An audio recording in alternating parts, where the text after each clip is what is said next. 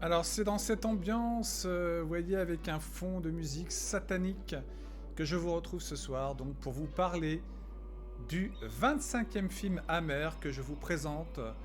Un film qui renoue avec la tradition donc des films sataniques, puisque le film est sorti en 1976 et réalisé par Peter Sykes, qui a également réalisé un autre film pour la Hammer.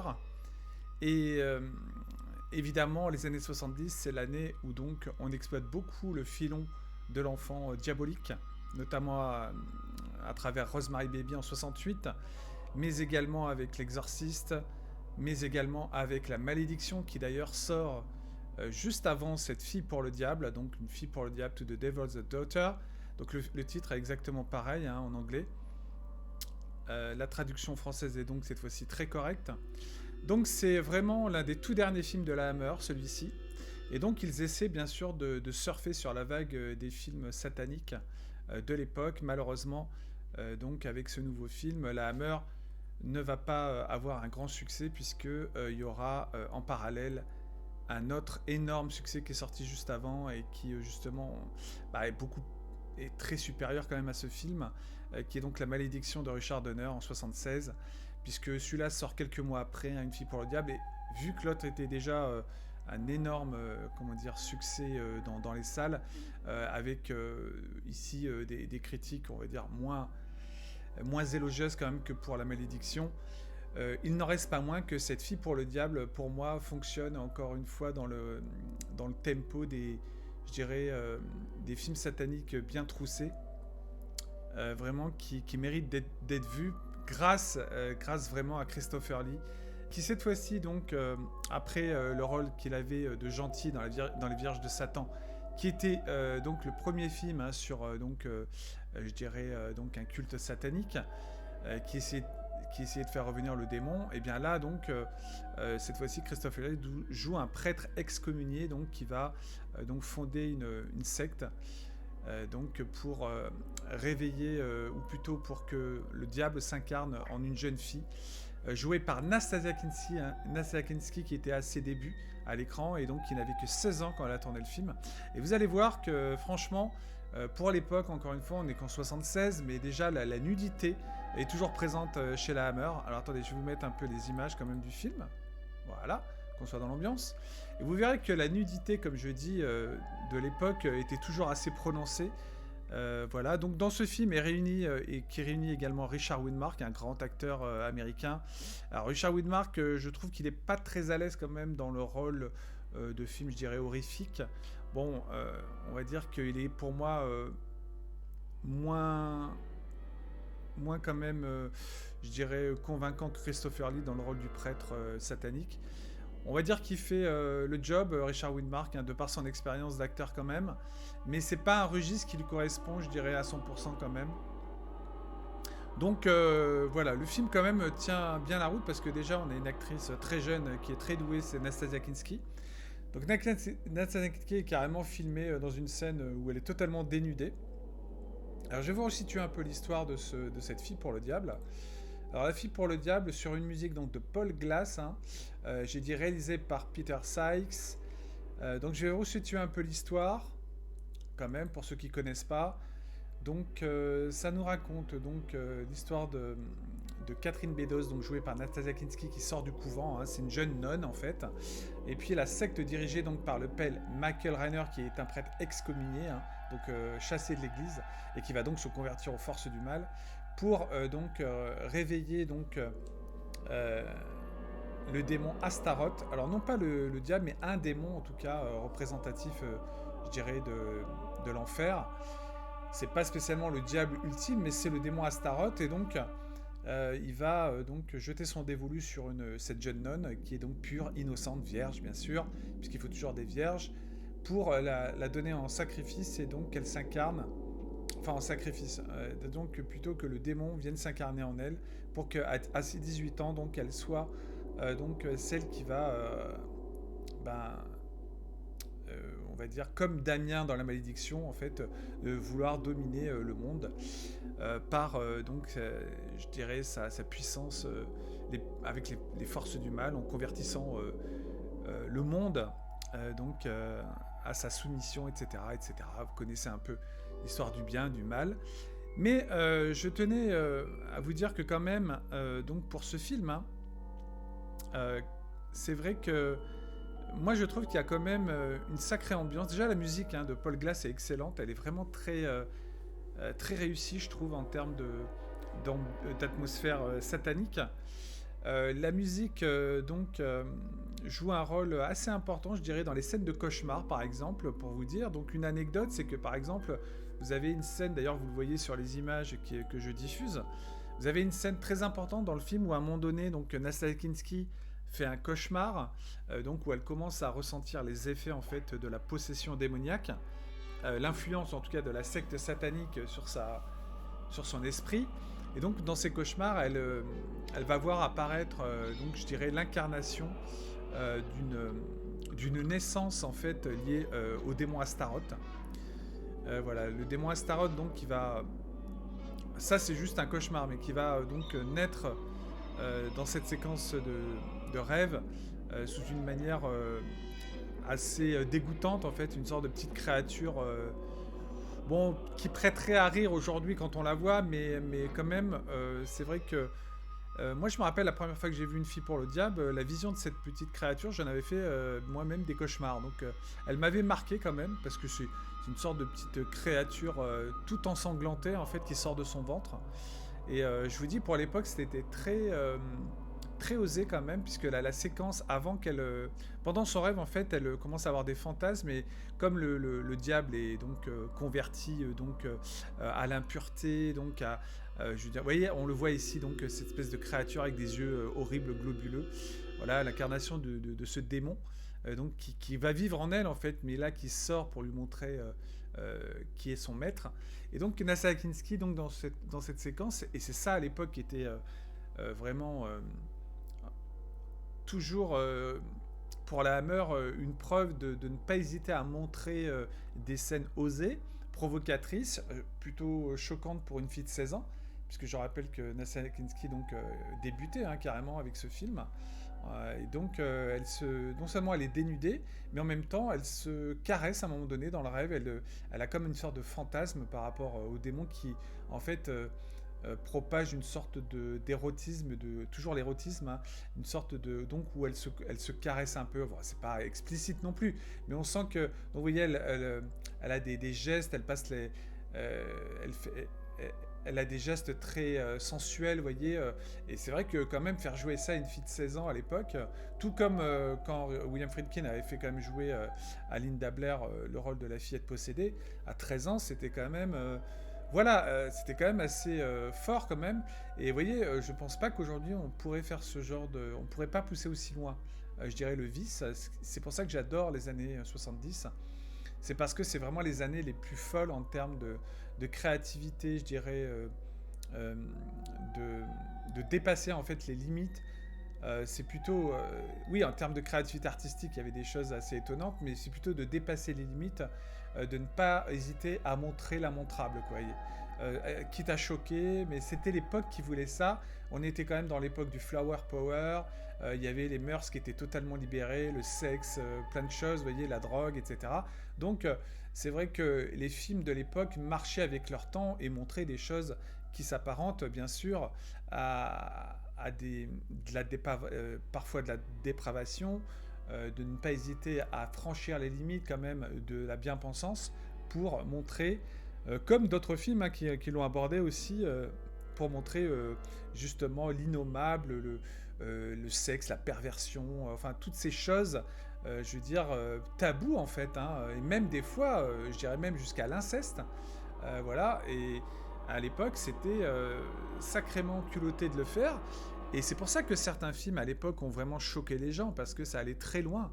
Si vous vous souvenez de L'Exorciste, il y a des gens qui sont sortis donc en tombant dans les pommes, d'autres avaient vomi dans des sacs, enfin vous voyez, il y avait vraiment un malaise. Bon, pas pour Une fille pour le diable, qui ne procure pas quand même le même impact qu'un film comme L'Exorciste ou même La Malédiction. Parce que La Malédiction était quand même un scénario beaucoup plus, je dirais, zabouté, mieux écrit. Ici, on est quand même dans un film Hammer, donc, où la Hammer surfe, je l'ai dit, sur la vague du démon, mais le fait de façon beaucoup plus, je dirais, presque sans véritable... euh, sans véritable force, je dirais, de caractère par rapport à d'autres films qui le surpassent. Voilà donc de cette vague des années 70, où vous verrez d'ailleurs 2 ans après, il y a Damien la malédiction de Dieu qui arrivera. Donc il y a vraiment il y a aussi les yeux du démon, je crois, un film de Gabriel Beaumont où il y a une fillette qui est une sorte de pareil d'incarnation du mal sur Terre. Voilà. Et donc on arrive avec Une fille pour le diable dans un film donc, qui montre l'essoufflement du studio Hammer, mais qui montre aussi encore ses qualités. Parce que malgré que le film ne soit pas bien sûr à la hauteur des films de l'époque, je veux dire beaucoup plus, on va dire, modernisé quelque part, dans leur façon de traiter, je dirais, le thème de l'enfant du diable ou du démon, enfin bref, ou des sectes sataniques. Par contre, pour les sectes sataniques, je trouve qu'ils sont assez doués parce que, je dirais, je noterai évidemment que Christopher Lee est tout à fait à l'aise dans le rôle. Encore une fois, son charisme vraiment fait mouche ici, tout comme il l'avait fait mouche quand il jouait l'expert en sciences occultes dans Les Vierges de Satan, où justement Christopher Lee jouait un gentil, un de ses grands rôles de gentil, et donc là il revient à un rôle de méchant, un peu comme dans The Wicker Man, un excellent film, un chef-d'œuvre, même The Wicker Man que je vous conseille, où Christopher Lee faisait une sorte pareil de prêtre qui dirige une communauté où des sacrifices sont rituels, sont pratiqués. Voilà, un peu comme plus récemment dans le film Midsommar de Ari Aster, qui ressemble vraiment, je trouve, par certains aspects à The Wicker Man. Mais pour revenir à Une fille pour le diable, ce film est un film absolument quand même, je dirais, si c'est pas le meilleur film de la Hammer, c'est quand même encore une fois un plaisir coupable, ou plutôt un bon plaisir de le voir. Franchement, ne gâchez pas votre plaisir parce que, comme je dis, des films comme ceux de la Hammer, on n'en verra plus, c'est terminé. Plus la Hammer d'aujourd'hui en tout cas, parce qu'elle n'est pas du tout aujourd'hui dans le même registre.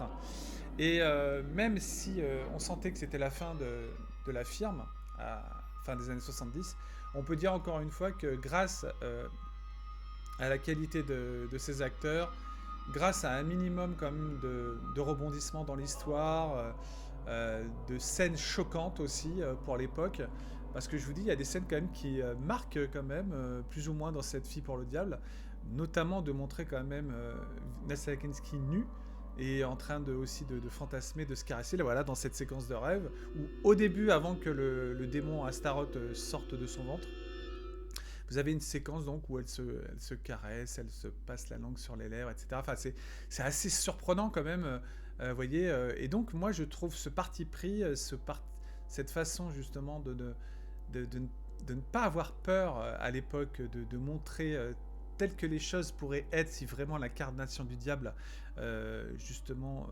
réussissait je dirais, posséder l'âme d'une jeune fille. Je pense qu'il y aurait des choses assez lubriques, voilà, qui versent justement dans une sorte de... plus que de l'érotisme, même presque de la pornographie, quelque chose de déviant, etc. Bon, là, ça va pas jusque-là, évidemment. Hein.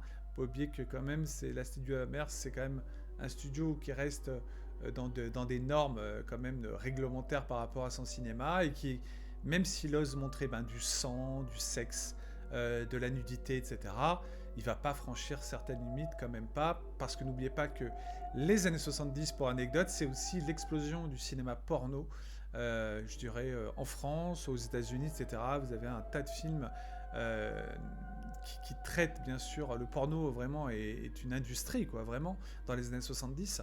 Je vous invite à voir l'excellent film de Paul Thomas Anderson, Boogie Nights, qui en parle vraiment avec intelligence dans son... C'est son premier film d'ailleurs.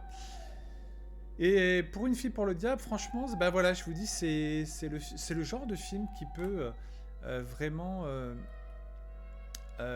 montrer encore une fois la diversité de la Hammer, a toujours essayé de reprendre des...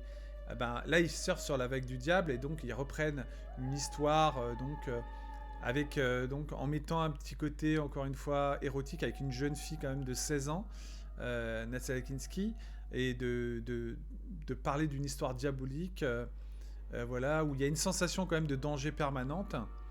Voilà, dans le film, on sent qu'il y a un danger. Il y a peut-être une ou deux longueurs par moment, mais quand même dans les scènes effrayantes, un peu à suspense, où il y a du frisson, notamment les scènes par exemple d'occultisme avec les membres de la secte de Christopher Lee, donc toujours le côté démonologique hein, qui fait son effet quand même. Voilà, et puis l'incarnation, donc, je dirais, du diable, représentée sous une forme angélique, en fait, hein, une jeune fille innocente, une nonne en plus, hein, ils ont bien choisi leur victime. Voilà, donc dans le film, hein, c'est Richard Widmark hein, qui est chargé, en fait, de protéger la jeune fille. Euh, Par l'intermédiaire du père, hein, qui est joué par l'excellent Denholm Elliott, qui veut protéger sa fille, mais qui a été, on va dire, forcé par la secte du prêtre, donc joué par Christopher Lee, du prêtre démoniaque, donc forcé de, de, de comment dire, de livrer l'âme de la jeune fille à cette secte pour que le diable donc, puisse se réincarner en elle à 18 ans. Voilà, donc n'oublions pas que c'est un thème très porteur quand même, le satanisme à l'époque. Et c'est pas le seul qui sera abordé, puisque vous avez aussi le danger des, je dirais, animaliers, parce qu'il y a aussi un autre genre qui a vraiment explosé dans les années 70, c'est euh, le film de terreur animale. D'ailleurs, je vous ferai un cycle peut-être là-dessus. Voilà. Donc, très franchement, c'est pas un excellent film, mais c'est quand même un film, comme je vous le dis, qui est vraiment tout à fait honorable, Une fille pour le diable, grâce à ces scènes, je dirais, quand même assez déviantes pour l'époque, enfin oui, pour l'époque, et puis donc qui va quand même renouer avec cet engouement pour les, les histoires tournant autour d'une présence diabolique qui cherche à renaître à travers donc cette fois-ci donc une jeune fille comme l'excellente Nastasia Kinski hein, qui joue très bien donc cette jeune fille pour l'époque. Voilà donc que vous dire d'autre sinon que c'est un film donc plus qu'intéressant, pas exceptionnel mais en tout cas on va dire qui mérite d'être vu au moins une fois. Voilà donc il y a quand même de l'angoisse, un peu suspense. Une ou deux petites longueurs, mais pas vraiment ennuyeuses, on va dire. Voilà, donc il y a quand même deux acteurs de légende. Hein. Il y a quand même Christopher Lee et Richard Widmark. Il y a une jeune actrice en devenir, c'est Nastasia Kinski. Voilà, il y a un peu, je dirais, une ambiance aussi qui joue pas mal sur le malaise, je dirais, assez réussi quand même. Voilà, donc... mais je dirais que dans l'ensemble, ça se tient. Mais j'ajouterais une petite chose, c'est que pour moi le final est pas réussi. Pour moi il est assez bâclé je trouve dans la confrontation en tout cas finale avec la secte et donc justement la cérémonie qui doit mener à la naissance du démon à travers l'âme de la jeune fille. Voilà, je trouve que c'est pas très réussi, ça manque de spectaculaire cette dernière séquence. Voilà, il y a 2-3 effets en plus qui ont un peu mal vieilli. Voilà, c'est tout. Mais après, on va dire que dans l'ensemble, quand même, c'est un film qui se regarde, je vous dis, avec plaisir, non sans déplaisir quand même. C'est vraiment, encore une fois, parce que c'est la Hammer, c'est quand même un film à découvrir. Pas le meilleur, mais je vous dis, on est vraiment donc sur l'essoufflement du studio à cette époque. Donc ils essaient vraiment de faire des choses qui ressemblent à d'autres, mais sauf que là, évidemment, ils ont des sacrés concurrents avec des grands metteurs en scène talentueux comme Richard Donner, comme William Friedkin, etc., etc. Parce que des films autour du satanisme, il y en a eu beaucoup. Quoi qu'il en soit, Une fille pour le diable, film vraiment, de par son casting, de par son, on va dire, parti pris, je dirais, de montrer des choses osées pour l'époque, oui, franchement, je dirais que ça vaut le coup d'œil. Et puis, une dernière chose, faut pas oublier aussi que, il faut pas oublier que, donc, toujours le soin apporté à la mise en scène, Peter Sykes au travers des décors, notamment, vous voyez ici l'église avec la croix retournée, des espèces de décorations. Il n'y a pas vraiment de côté gothique dans ce film, sauf peut-être une ou deux églises un peu tournées vers le côté satanique qui ont des décors, on va dire, un peu gothiques. Moi, je dirais qu'on est plutôt dans un style, un style baroque, qui s'éloigne quand même du côté épouvante gothique, parce qu'on est plus dans un film, je dirais, ancré dans quelque chose de beaucoup plus réel, hein, qui est donc des sectes qui se vouent au mal. Voilà, donc c'est quand même bien réalisé. Voilà, il n'y a pas de... C'est pas ce que la Hammer a fait de mieux en termes de réalisation, mais toujours ce professionnalisme de vous donner un film qui procure un minimum quand même d'angoisse. Voilà. Après, vous marchez ou vous marchez pas, ça c'est selon votre sensibilité, mais en tout cas, moi, quand je l'ai revu, je me suis pas vraiment ennuyé. Bien sûr, je trouve qu'il y en a d'autres qui sont bien supérieurs à celui-ci, hein, dans le même genre, mais Une fille pour le diable, ne serait-ce que pour Christopher Lee, qui à lui tout seul, je vous dis, vous enlève tous les points négatifs rien que quand vous le voyez. Vous voyez comme ici cette scène, le final, qui voilà, donc n'est pas très réussi pour moi, cette scène finale. Mais c'est pas grave parce que, comme je vous dis, le film est sauvé de par des acteurs exceptionnels, encore une fois.